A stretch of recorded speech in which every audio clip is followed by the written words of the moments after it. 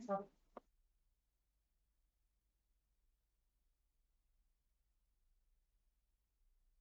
Okay, it's 10 to 4 and the inquiry is resumed. We are now moving on to roundtable session for conditions and planning obligations. This is without prejudice to the council or the Rule 6's continued opposition of the case. It's normal practice. Do you want, who's going to lead?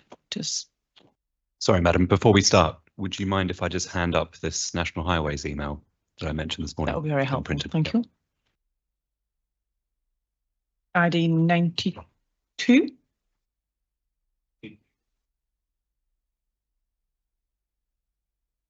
Thank you.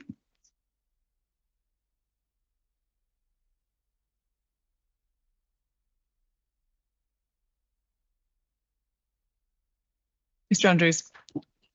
Thank you, Ma'am. I think we've agreed that I'd lead on the Section 106 agreement because you've drafted it. Well, I've drafted it, and we're in a state of peace and love over the content of it. So it's perfectly sensible to just start there and we get over it and done with quite quickly. Since our last discussion, we have made 4 principal revisions to the 106, which was provided to your colleague Holly on Friday. Okay. One was to extend the period for the function of the community liaison group to a period of 10 years. And also then to include a contribution for the function and running of those meetings by a contribution of £16,800, which is a single payment, which is now included, and that was in response to Councillor Crabtree's comments in the roundtable session.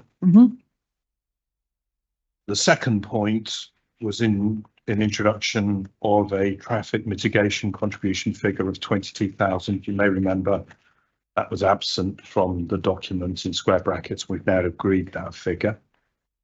I have made a further change, but it isn't in the document that's with the inspectorate at the moment, in remedy of the drafting error in the definition of visitor. You may remember Mr. White picked up and was amused by that, so I've corrected that. And then the 4th revision, which was also in relocation of it within the drafting, there was a part that I'd left blank because it was too painful to change when I grasped that pain. And I put it in the right place where the gap was, and extended the parking surveys to I think 4 additional streets within Little Marlow, again to pick up the concerns that were raised by the Rule 6 parties. I'm holding the draft at the moment with that revision to the definition of visitors. I've also updated one of the signature clauses for one of the landowners. And I'm going to do a final sweep of the references and definitions to make sure there's no errors. And then my intention, if everybody is happy with this approach, is then to produce and issue a final version, which is, apart from those changes, which are really just technical points, is in all other respects already settled between us and the local authority. The council solicitor, Mrs. Briggs, has produced an updated SIL notes, which I've reviewed and I have no issue with, and I assume that that will be issued at around the same time. So we're in a place of settlement on the 106. The 2 weeks have been provided after the inquiry closes to complete, I think is reasonable. And then on the unilateral undertaking, there's been one definition revision, which is very minor. And I would engross and deal with that on the same basis at that time. So that's where we are. Okay. I don't think we need any further discussion on the 106 then, unless anybody's got anything to raise from the council or Rule 6 side. Nope. Okay. Super. Thank you. Thank you. Conditions.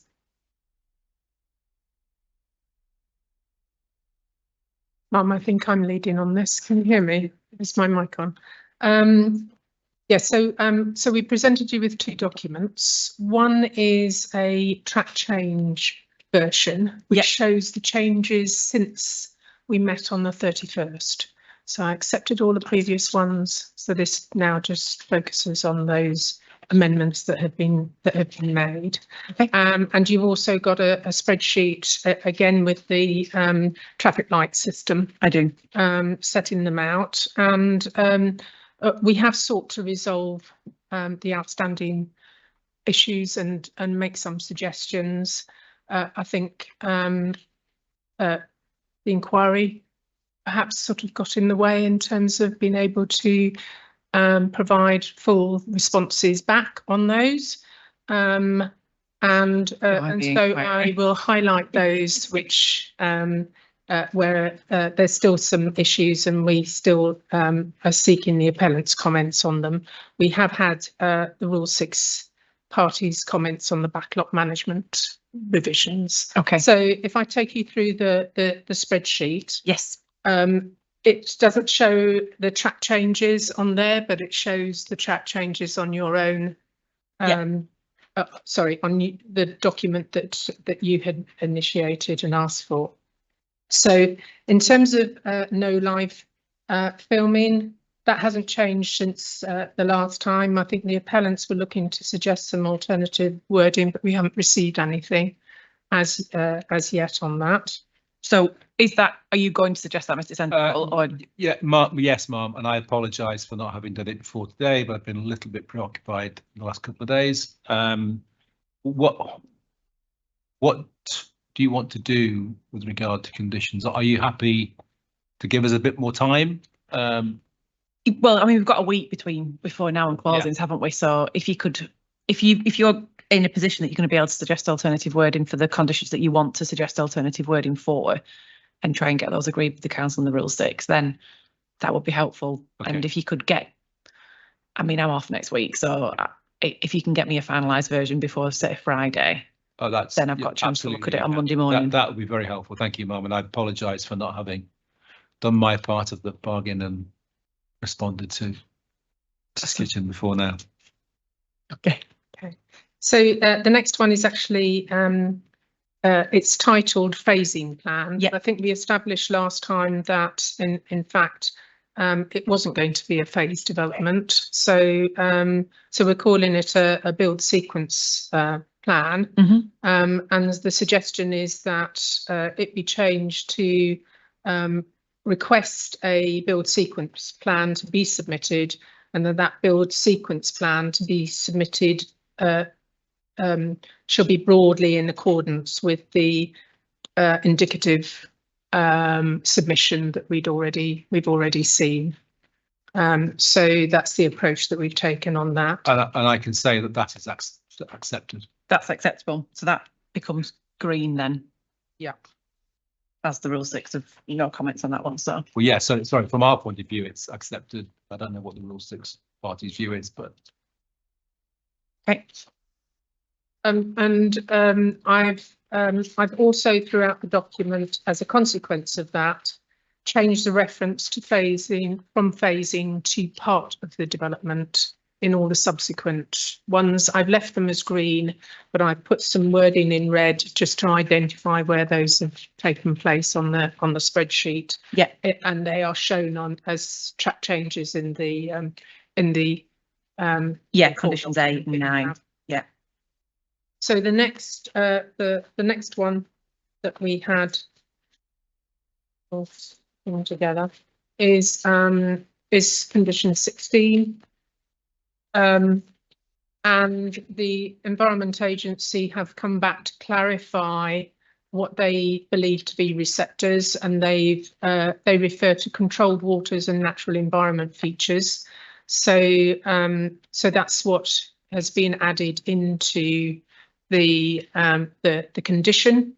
So substituting receptors for that wording.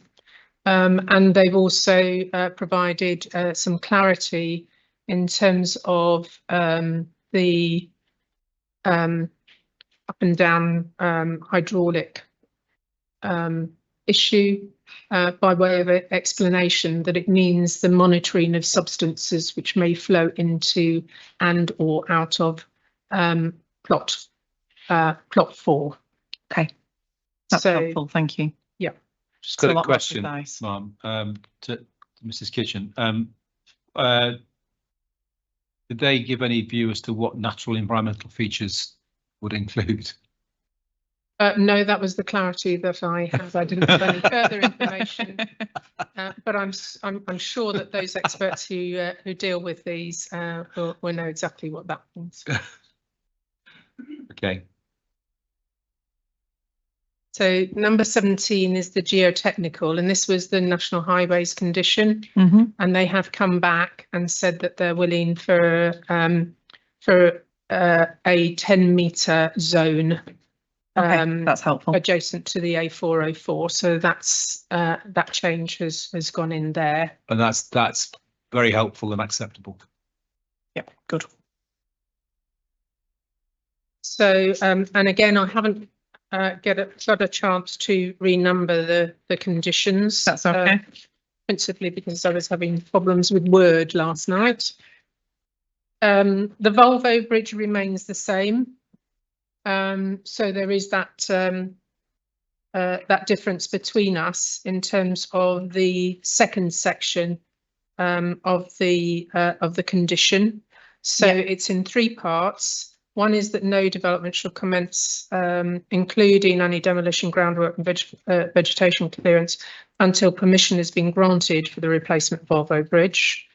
The second part relates to the main works contract being let, and so no development take place until such time as that main works contract has been let. And then the third part is that no occupation until the replacement Volvo bridge has been provided. And I think both of our respective views are set out in that spreadsheet. And our concern is that obviously there is a need for greater certainty over the delivery of the bridge, particularly given the application is still pending with highway holding directives, if you like, on them, and it's an important component part of the sustainability measures that is being promoted by the developer for walking and cycling connections to the town centre and railway station to achieve its modal shift. So given the fact that not all of the land is also within the applicant's control, we feel that it's important to have that certainty through the letting of the main works contract before commencement of the film studios development takes place. Mark, from our perspective, I haven't had a chance to discuss this with my clients yet. So we'll have to reserve our position and we'll get back to you in accordance with the agreed timetable. Okay, thank you.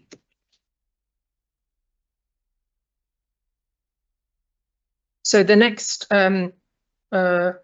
condition unresolved is 26, and that was where there was further clarification in terms of what details were required. Yeah. So the details are to the internal road carriageway, the footway and cycleway construction specifications, and the drainage details. So those have been added in so that it's quite clear what is expected from that condition. Same point applies. Position reserved. Okay.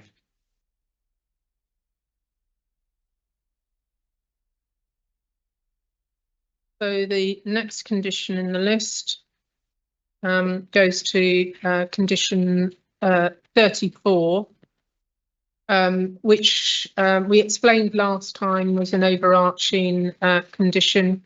It's not clear yet whether or not the appellants have agreed to that condition. You've got then a detailed operational management plan following on from that.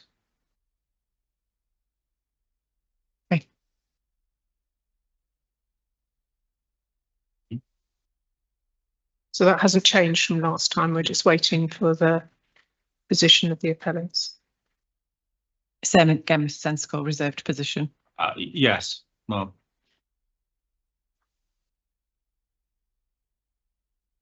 So the next one over leaf probably will be the same position in Gonna be a that quick we haven't had an alternative wording put forward on the electric vehicle charging points.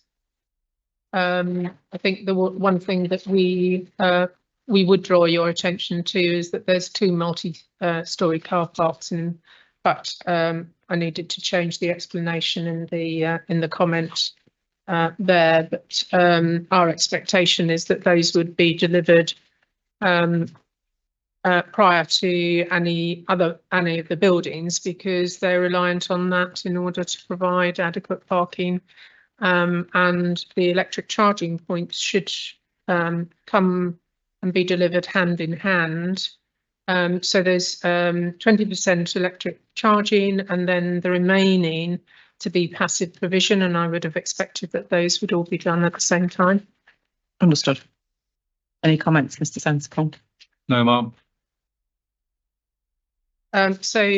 Condition 43 is permissive paths. Previously, we had permissive paths in relation to plot 4.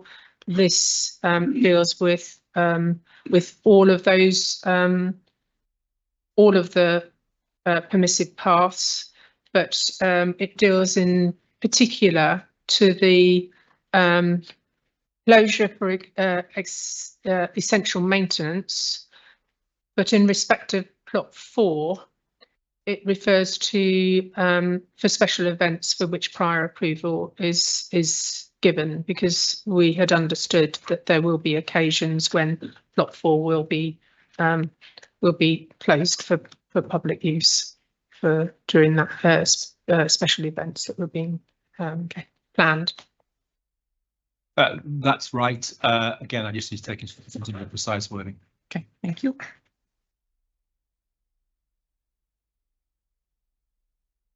So the next one is boundary details, and there'd been an issue over whether or not it was reasonable to require the boundary treatments to be provided prior to occupation of the buildings.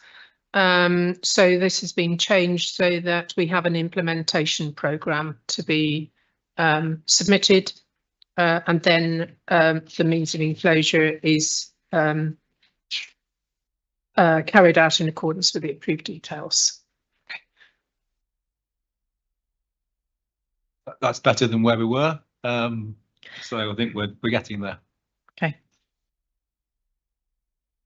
And the other condition that's in dispute is the backlot management plan.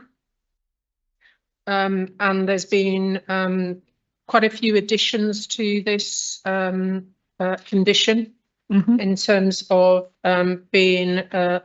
providing some more clarity and to seek to overcome the concerns, particularly from the Royal Six Parties' point of view. You will see that we've actually set out the council's wording in the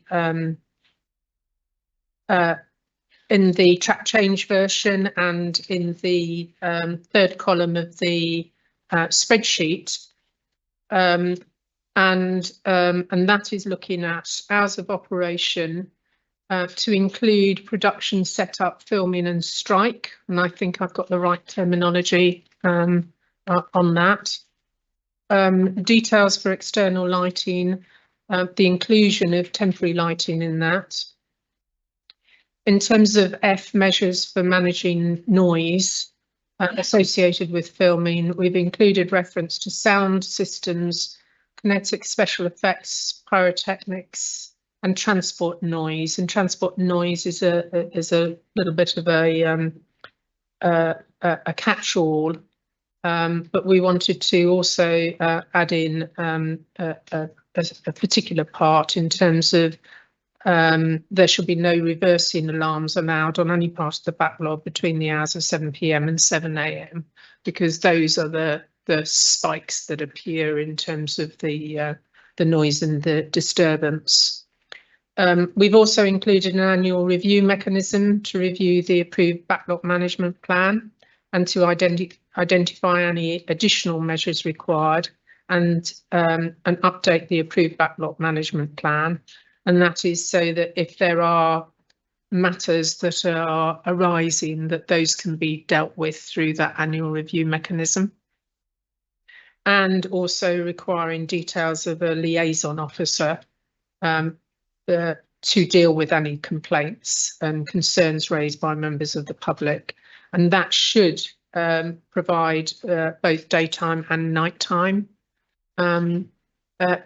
contact details, because if there is night filming and that is causing a problem, we don't want to have to wait until the next day to be able to, or the residents don't want to lodge a complaint. Okay. And then the backlot management plan to be reviewed and update annually, and then to be managed in accordance with the approved backlot management plan. The Rule 6 parties have asked for some additional information to be included, and I've added that into the column in red, so the second to last column, so that they're asking for the insertion of those that recognise that set construction should be restricted to weekdays between 7 AM and 7 PM and Saturdays 8 AM to 1 PM under the UK construction noise regulations, and it's unreasonable to conduct night filming for more than 2 nights in a single week. So they have asked for that to be included. There are existing sort of parameters set out in the backlot management plan that was indicatively submitted, and the condition, the first part of the condition actually requires that the backlot management plan should be in accordance with the principles set out in the backlot management plan. So there is a question as to the level of additional detail that needs to be added in there. And secondly, in terms of the nighttime filming, in terms of the noise with such as limits of tannoy volume, diesel generators, reversing beeps on machinery, and liaison with the community liaison manager. Most of those are already covered in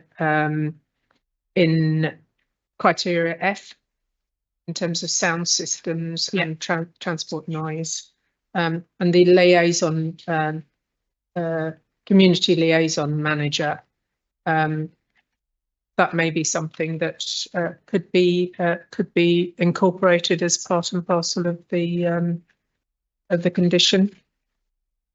And in the annual review mechanism, they have also asked for consultation with the community liaison group, and I've got no concerns over that. So, Mark, the implication that this is that we're required to renew this every year in perpetuity, which seems a bit onerous, but again, we'll take it away and come back to you. There is a little bit of a repeat in terms of the annual review. I just realised in the report. Sorry, so the G I think is repeated a bit further on down. So I'll only include one of those in the final draft. Okay. Then we move on to the. Sorry, just to interrupt, if you don't mind, in the point about the liaison officers dealt with in the 106 agreement, so there may be a repetition across onto the 106 as well, just for the purposes of updating. Yeah. So the next one, and apologies, I had the contamination number 50. That should have been amber last time, because I think you had a query as to whether or not it was covered by other legislation.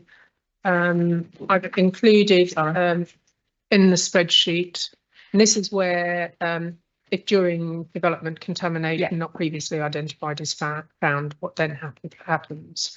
And our environmental health officers set out some explanation which shows that it's not a matter which is controlled by other legislation. In fact, that legislation refers the environmental health officers back to the controls under planning. So it's quite a standard condition. Hopefully we can agree that. And then there's a further site management condition which was proposed this morning by the appellants. I think I had added in the need for some clarity in terms of how this differs from the operational management plan, but I'm now comfortable, having had a discussion, that this has not been covered by conditions 34 and 35. And that as relates to drafted. HGVs and yeah. And as internal. drafted, I'm satisfied with that. So that takes us through the list. Thank you. Any comments from Rule 6 party? No. Thank you. Any further comments from you, apart from reserving position? Reserve my Sorry, that was position. cheeky. So you're going to look to get a finalised draft to me, I would hope, by next Friday. Yes. Okay, thank you. Right, that's really helpful. Before I adjourn, can I ask you in your closings, please, A, to make them really good, but B, could you also include a list of appearances of everyone that's appeared on your sides, including qualifications? It's just easier for me when I do my list to make sure it's right and I haven't got people's names wrong. And can I get a finalised list of the inquiry documents as well? I'll look to you, Mr. Bird, as you seem to have kept a running list of it. Yeah, thank you. That would be really helpful. I think that's it from me. Anything else to raise before I adjourn? No. Okay. So we're back on the 24th of Feb at 10 AM virtually for closing submissions. And as I've said, you're more than happy to just pick out bits that you want to read out and give me a full version. Yep. So we'll distribute the link for the closing session. Oh, that's really helpful. Thank you. I didn't know if Pins was doing it or not, but it's, yeah, I mean, we do the CMCs, so. But Mum, just to say, I've told Mr. Bird this, that I will confirm tomorrow and I will notify Pins if there are any, sorry? the need stuff, the need document. Yeah. Yes, the note from Mr. Trotter, Mr. C. Mr. C. I will also notify Mr. Bird and you and Miss Nevin if there are any other applications, but we will say by close of play tomorrow. And I've also said if there are to be applications, we will give it to Mr. Bird early next week by the end of Tuesday. So he has 6 days to consider it. That's helpful. Any applications from Mr. Bird or Miss Nevin? No instructions? No. No. Okay. Thank you. Super. Right, then we will adjourn until 10 AM on the 24th of February. Have a nice week, everybody. Thank you. Thank you, Mark.